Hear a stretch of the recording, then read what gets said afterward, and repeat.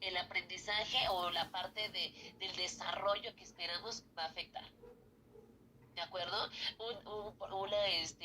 Igual, no sé, un golpe y podemos tener una lesión en nuestro sistema límbico, pues ¿qué sucede? En las emociones lo mismo. En el área de Broca igual, ¿vale? Hay una serie, si la gustan ver, ¿vale? Que se llama, esperen, apenas la acabo de, esta, Cadena y Rendición, ¿vale? Donde no una serie, pero es una película, ¿vale? En donde más o menos como por la mitad, poquito de la mitad, nos habla sobre las consecuencias que se pueden tener ante el consumo del alcohol en la edad gestacional. Y que entonces los niños tienen, sobre todo, por ejemplo, que nos habla de este caso de ella, de esta Santoya, tiene esa incapacidad de poder controlar los impulsos, pero no tanto porque a lo mejor, ¿cómo decirlo? No quiera hacerlo, sino que su sistema nervioso, o sea, su organismo, ¿vale? Tiene esa parte o está influenciado, tiene, vamos a llamarlo, esa consecuencia de que su mamá tuvo lo que es ingesta de alcohol durante casi todo su embarazo, que fueron creo que 8 meses, ¿vale? Porque incluso hasta nació antes. Dinos, Berta. Sí, profesora, sí, yo ya la vi y a mí me pareció muy interesante la parte incluso de que en el, pues legalmente nunca se habían percatado realmente de esto, ¿no? Y los psicólogos que la trataron todo el tiempo, todos los abogados y todos los psicólogos que la estuvieron tratando, fue muy interesante que se dieron cuenta de esto, ¿no? De que en la vía legal pues no se había dado el caso de defender a alguien que tuvo daño cerebral en la gestación. O sea, la mamá con el alcoholismo pues le generó este daño psicológico, pero lo interesante es que de verdad ella no recuerda nada de lo que pasó, ¿no? O sea, realmente ella nunca recuerda nada de lo que sucedió esa noche, pero lo que me impacta es el cambio que tuvo. O sea, realmente ella sí tenía una edad mental mucho menor de la que siempre tuvo, sin embargo, lo pudo, la plasticidad ahí en la cárcel. Eso a mí me pareció muy interesante y sobre todo esto del alcoholismo en que... Sí, así es, Berta. Se te está un poquito, pero sí, el mensaje lo capté, ¿vale? Y es una parte en la que incluso podemos buscar artículos, lo demás, los seguros que está empezando a tratar.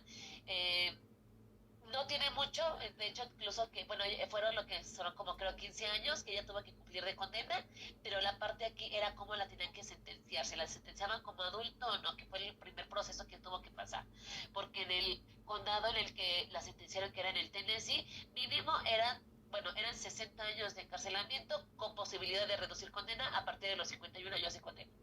¿Vale? Entonces se hace todo ese movimiento, como bien dice Berta, agotan todas sus apelaciones, toda la parte en la que pueden, y lo último que les quedó fue la parte que ellos les llamaban por clemencia, me parece. ¿Vale?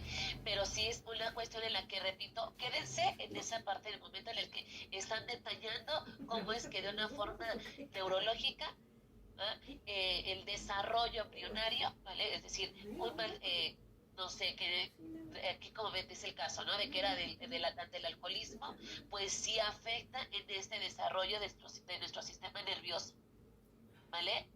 Y entonces van a ser factores, van a ser situaciones que obviamente van a alterar o van a hacer que no, el individuo nos, no haga o no se comporte como lo que se esperaría. ¿Vale? Pero no tiene que ver, o lo que quiero hacer mucho énfasis aquí, no muchas veces se le puede dar tal cual toda la responsabilidad a ese menor, hablando solamente de los menores.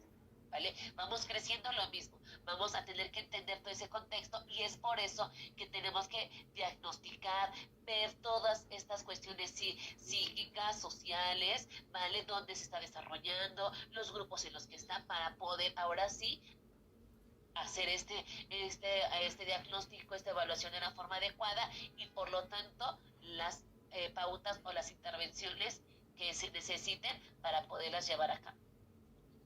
¿Vale?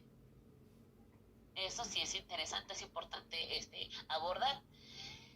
vamos a hacer el diagnóstico ante el procedimiento de evaluación que sirve sí para determinar si existen dificultades o incapacidades relacionadas con el aprendizaje, ¿vale? Escuchen bien, si existen dificultades o incapacidades relacionadas con este proceso de aprendizaje. Se desarrolla sobre diferentes áreas en función de la problemática, la demanda y esas necesidades. Las técnicas que se utilizan para llevar este diagnóstico, tú ya las conoces, es entrevista psicológica, ¿vale? La observación, no nos podemos ahora sí que librar de la observación. La observación es algo que siempre vamos a utilizar, tanto la entrevista, la observación, van a ser técnicas que vamos a utilizar siempre, en el área en la que te desempeñes, ¿vale? Pero tu observación es algo que debe de estar ahí latente. Estos test psicológicos y que tienen ese objetivo de identificar y explicar la situación. Con estas herramientas tú vas a poder, repetimos lo que nos dice aquí, ver cómo está el contexto, comprender el contexto y ahora sí puedo dar mi diagnóstico. Ya con mi diagnóstico y al conocer mi entorno, conocer las habilidades de la persona, hacer toda mi observación, lo mismo va a ir encaminada esas pautas de intervención. No va a ser lo mismo unos diagnósticos o una intervención a lo mejor a personas donde, por ejemplo, el niño a lo mejor sufra abandono por parte de los padres, ¿vale? A otro donde a lo mejor sí tengan ese apoyo de los padres. Entonces, ¿qué sucede? Esas pautas de intervención también van a ir diferentes, ¿vale? Van a ir encaminadas, pero para eso tenemos que conocer todo el contexto. ¿De acuerdo? Tenemos que diagnosticar, pueden ser a trastornos del desarrollo como el TDAH, el trastorno del espectro autista también. Te repito que lo que nos va a ayudar aquí es el DSM, ¿vale? El DSM, tal cual que viene el capítulo, así, trastornos del neurodesarrollo, encaja en esta parte. Diagnóstico de las discapacidades, que también podemos hablar de una deficiencia mental, incluso sobredotación intelectual o unas altas capacidades, ¿vale? Muchas veces la atención, repito, se quedaba más cuando se veían discapacidades intelectuales, es decir, cuando había áreas de oportunidad, pero pocas veces se hacía una atención a esa sobredotación intelectual, ¿vale? Igual, ahorita en nuestros días, no sé si ustedes tengan hijos y los lleven a su escuela, bueno, pues sí los tienen que llevar a la escuela, ¿verdad? Pero por lo regular, la parte de la regularización solamente es para pequeños que tienen alguna dificultad en alguna área de aprendizaje, alguna materia. Pero han encontrado dentro de la escuela esa atención que se le dé para al alumnado que tenga esta sobredotación. Son muy pocas las escuelas que lo tienen. Y sí, pues no es aquí de nuestras colonias, no sé de dónde sean, pero al menos de Ecatepec, pues no son. ¿Vale? Y entonces, ¿qué sucede? ¿Cómo? ¿Sí? Que sí, ¿se me oye? Sí, ya te escuchamos. Sí, ven. Yo creo que también tiene que ver con si estamos hablando de que el especialista de la salud mental va a hacer un diagnóstico, va a ser primero, el primer filtro lo va a hacer la escuela, ¿no? En este caso, de acuerdo al perfil de egreso por mes o por semestre o por año, ellos tienen que dar el aviso de cómo el alumno se ha desarrollado tanto en sus conocimientos como en la socialización, en su comportamiento. Entonces creo que es válido tomar en cuenta sus primeros diagnósticos y de ahí comenzar con las pruebas especiales o determinadas para encontrar tal o cual característica de acuerdo a la primera observación. Ahora, de acuerdo al diagnóstico de estas situaciones o discapacidades o supercapacidades, podría tomarse en cuenta cuál es el estándar que se quiere lograr, porque entonces ahí estaríamos hablando también de cuál es el entorno adecuado de acuerdo al contexto del alumno del que se está hablando, ¿cierto? Sí, tenemos que evaluar todo ese contexto. Lo ideal, como bien dices, Vero, es así que suceda como me comentas. Eso sería lo ideal. La cuestión es que no todas las escuelas tienen esas opciones. Lo que muchas veces hacen, hablando ya de una escuela básica, ¿vale? Es que la profesora, el profesor, el docente ahí están viendo a lo mejor algo que no está facilitando este proceso de aprendizaje. Puede ser que el mismo profesor, la profesora genere esas estrategias, busque esas estrategias, acuda con la mamá, ¿vale? Y pueda el apoyo con los padres, porque no habla con los padres o los cuidadores, ¿vale? Y lo que se espera es que sí, ellos tengan esa iniciativa. La realidad es que no siempre es así.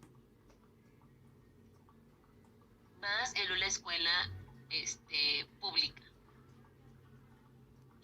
¿vale?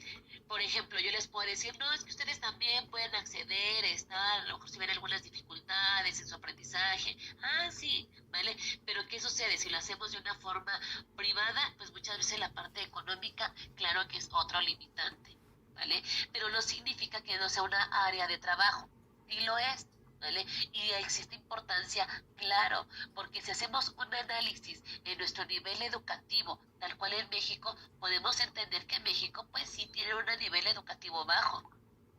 Y más con todas las reformas que tenemos en cuanto si se pueden reprobar o no los alumnos, la forma a lo mejor ya vamos creciendo, las opciones que hay para podernos titular,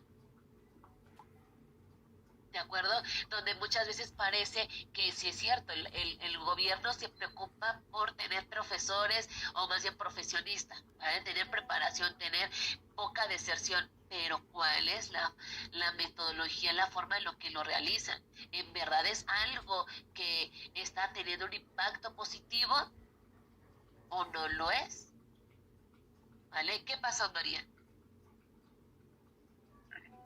Ok, sí me escuchaba. Bueno, aquí nada más era lo que quería comentarle de la diferencia pues sí, del ideal a la realidad.